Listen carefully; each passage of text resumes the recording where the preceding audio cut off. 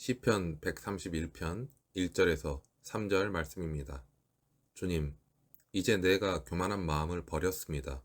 오만한 길에서 돌아섰습니다. 너무 큰 것을 가지려고 나서지 않으며 분에 넘치는 놀라운 일을 이루려고도 하지 않습니다. 오히려 내 마음은 고요하고 평온합니다. 젖된 아이가 어머니 품에 안겨 있듯이 내 영혼도 젖된 아이와 같습니다. 이스라엘아, 이제부터 영원히 오직 주님만을 의지하여라. 오늘 본문의 시편 131편은 마치 시편 1편에 대한 답장과도 같습니다. 오늘 본문에서는 아니하며 라는 방식으로 이렇게 무려 3번이나 아니하며가 반복되며 기록되어 있습니다. 다윗은 오늘 본문의 말씀을 통해서 자신이 이 세상을 살아가면서 결코 행하지 않을 3가지 일을 하나님 앞에서 결단하고 있습니다. 먼저 주님, 이제 내가 교만한 마음을 버렸습니다. 오만한 길에서 돌아섰습니다. 라고 노래하는데, 여기에서 다윗이 말하는 교만함이란 자기 자신을 높이는 마음이나 행위를 의미합니다. 오늘 이 시를 기록한 다윗은 본래 가난한 집안의 막내 아들로 태어난 사람입니다. 집안에서 아버지와 형들에게 무시를 받는 막둥이였으며, 무더운 낮이나 추운 겨울이나 들판에서 양들을 돌보는 목동이었습니다. 그런 다윗이 지금은 이스라엘을 다스리는 왕이 되어 있습니다. 엄청난 사건이 일어난 것이지요. 이 정도면 교만해질 수도 있습니다. 그렇게 내가 이 정도로 잘 살아가는 것은 역시나 내가 잘났기 때문이고, 내가 이렇게 싸움을 잘하고 전쟁도 꽤나 잘하고, 그렇기 때문에 골리앗이랑 싸워서 이길 수 있었고, 다른 사람이 싸웠다면 아마 벌써 죽었을 것이다 라고 그런 마음이 들 수도 있었을 것입니다. 그러나 하나님께 다윗은 이렇게 고백합니다. 하나님, 제 마음이 교만하지 않습니다. 이렇게 자신을 낮추고 자신의 삶 속에서 역사하신 하나님의 은혜를 찬양하는 것에 겸손함으로 나타나고 있습니다. 다윗은 자신의 마음이 하나님 앞에서 교만하지 않겠다고 결단하고 있습니다. 두 번째로는 하나님, 내 눈이 높지 않습니다 라고 합니다. 눈이 높다는 것은 다른 말로 하면 타인을 깔보고 무시하는 것을 의미합니다. 눈이 높은 곳에 있다고 생각을 해보면 다른 사람들은 다 아랫사람 보듯이 대하게 될 것입니다. 나는 당신하고 격이 다르다. 나는 여기 위에 있고 당신은 거기 아래에 있다. 늘 이런 식으로 사람을 위에서 내려다보고 있고 아래에 사람이 있다는 듯이 세상을 대하는 교만한 눈이 바로 높은 눈인 것입니다. 다윗은 자신이 이러한 눈을 갖지 않겠다고 하나님 앞에서 결심하고 있습니다. 세 번째로, 하나님, 내가 큰 일과 감당하지 못할 놀라운 일을 하려고 힘쓰지 않습니다 라고 합니다.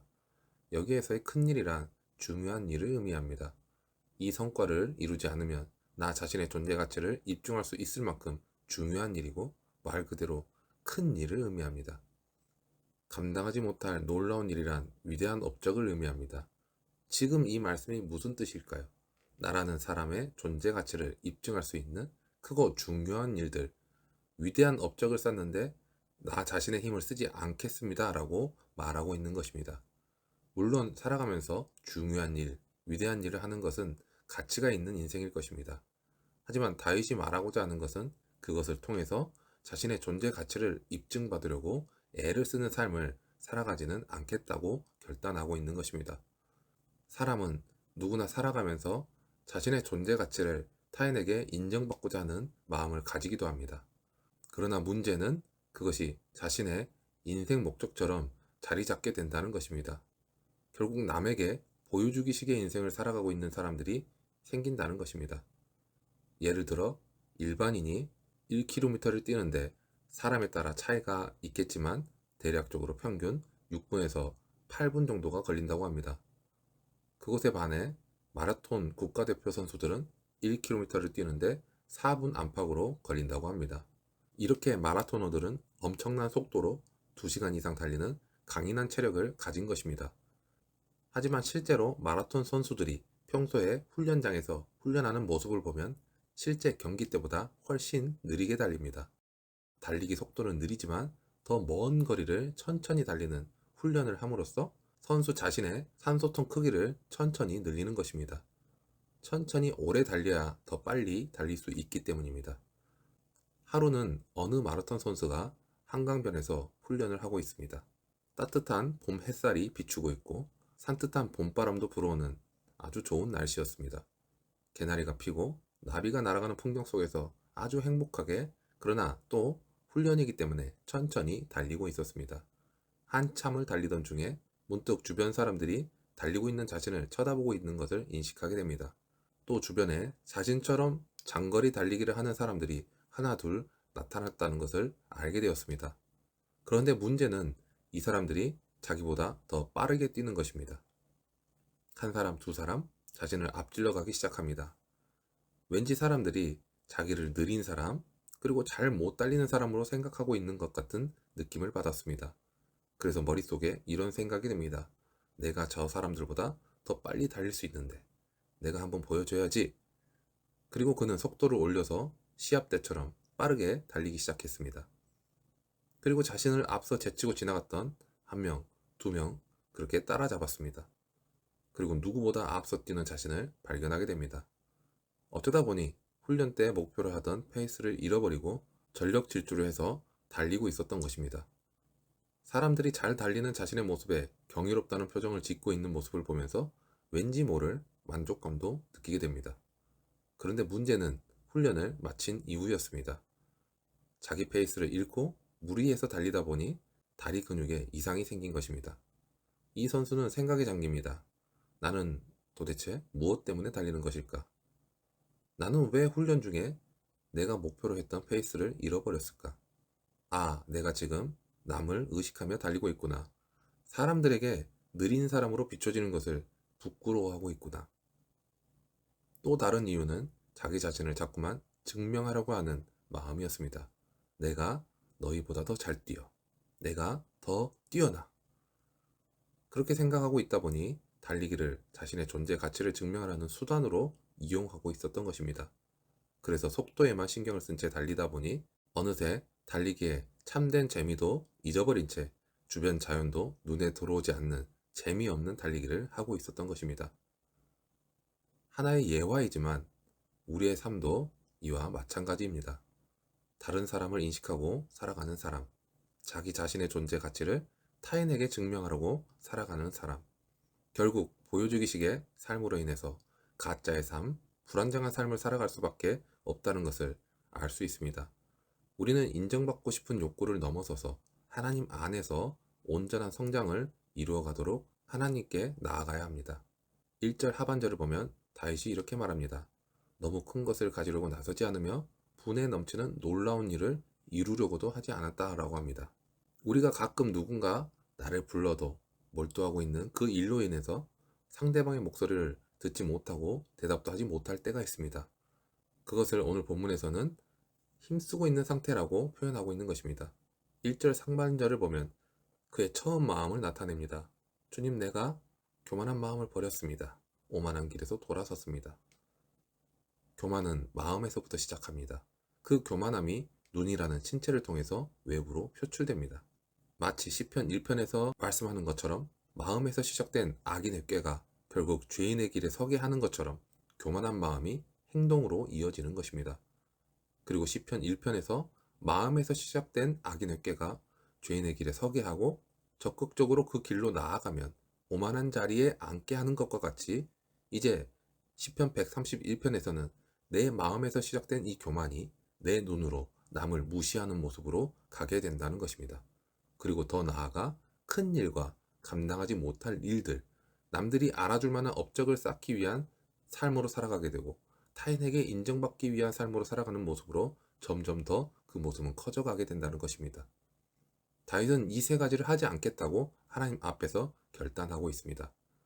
이 세 가지를 하지 않겠다고 한 것처럼 보입니다. 하지만 사실 다윗은 한 가지 삶을 결코 살지 않겠다고 하나님께 약속하고 있는 것입니다. 어떤 삶일까요? 바로 교만한 삶입니다. 그리고 이제 다윗은 2절에서 오히려 자신의 마음이 고요하고 평온하다, 마치 젖된 아이와 같다라고 얘기합니다. 평온하다라는 히브리어 단어는 우리말로 바꾸어 표현하면 땅이 평평한 상태를 의미합니다. 누군가 와서 자신의 마음을 흔들어 놓으려고 해도 내 마음을 그렇게 격동시켜도 흔들리지 않는 평평한 상태, 그것이 평온이라는 것입니다. 오늘 본문에서 다윗이 말하는 고요함과 평온함은 자기 인생이 잘 풀려서 하는 일이 잘 돼서 누리는 그런 고요함과 그런 평온함을 말하는 것이 아닙니다. 물론 그런 의미로 해석을 할 수도 있습니다. 하지만 오히려 현실적인 그 어떤 상황 속에서도 하나님을 전적으로 의지하는 자에게 주어지는 하나님 안에서의 고요함과 평온함을 말하고 있습니다. 마지막으로 다윗은 자신이 경험하고 있는 이 고요함과 평온한 상태를 젖된 어린아이의 모습으로 비유하고 있습니다. 엄마의 품속에서 새근새근 잠든 모습을 여러분 상상해 보시면 어떤가요? 엄마가 내 곁에 있을 때 그 아이가 무엇을 염려할 수 있을까요? 다윗은 큰 업적을 이루거나 위대한 일을 함으로써 자신의 존재 가치를 입증하기 위한 삶을 살아가지 않겠다고 하나님 앞에서 결단합니다. 우리의 인생은 나를 스스로 증명하는 삶이 아니라 하나님을 증거하는 삶일 때 그 삶은 행복하게 됩니다. 마찬가지로 하나님을 의지하는 자는 인생에 어려움이 있어도 보호자가 되시고 구원자가 되시는 하나님 안에 있기 때문에 마음의 고요함과 평온함이 머물게 됩니다. 이와 같은 마음이 다윗의 영혼을 고요하게 만들어 주었고 평온함을 주었습니다. 그래서 다윗은 하나님 안에서 살아가고 있다는 그 사실만으로도 자신의 인생이 이미 만족스럽고 행복한 상태라고 고백하고 있는 것입니다. 이제 다윗은 하나님의 모든 백성들에게 자신이 하나님 안에서 발견한 행복을 누릴 수 있도록 초대하고 있습니다. 다윗의 이러한 초청은 자신이 평안하고 안정된 삶을 살아가는 순간뿐만 아니라 어렵고 힘들고 괴로운 순간에도 비록 지금 자신이 처한 상황이 어려울지라도 그때에도 하나님을 바라보라는 초청을 하고 있는 것입니다. 남에게 보여주기식의 인생을 사는 것은 공허함과 후회만 남을 뿐입니다.